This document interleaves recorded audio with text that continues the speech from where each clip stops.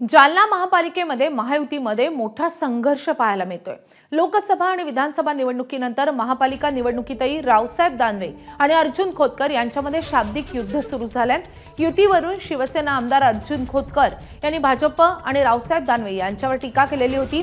भाजपला कुणाची गरज नसून त्यांना एकला चलोरेची हौस आली आहे अशी टीका खोतकरांनी केलेली होती। त्याला तर रावसाहेब दानवेंनी प्रत्युत्तर दिलंय।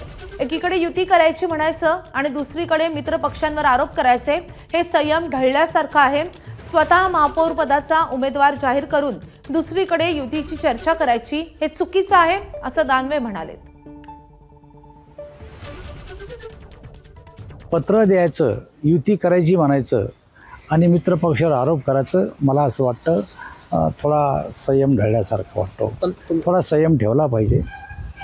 एका बाजूला नाव डिक्लेअर करायचं महापौराचं आणि दुसऱ्या बाजूला युतीला बसा असं म्हणायचं, हे सुद्धा मला असं वाटतं चुकीचं आहे।